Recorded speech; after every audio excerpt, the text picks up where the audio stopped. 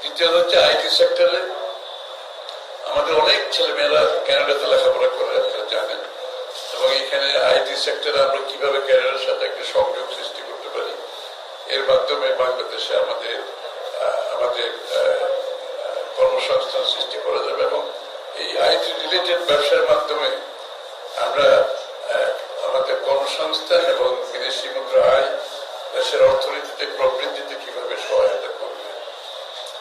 আরেকটা নিয়ে হচ্ছে শিক্ষার ক্ষেত্রে, সেখানেও আমাদের কোঅপারেশন আলাপ হয়েছে। স্বাস্থ্যের ক্ষেত্রে আলাপ হয়েছে। আপনারা জানেন বিএনপি একটি ইউনিভার্সাল হেলথ কেয়ার সার্বজনীন একটা হেলথ কেয়ার সিস্টেমের আমরা আমাদের ম্যানিফেস্টোতে থাকবে এবং আমাদের কর্মসূচিতে আছে, অর্থাৎ প্রত্যেকটি নাগরিকের জন্য প্রাইমারি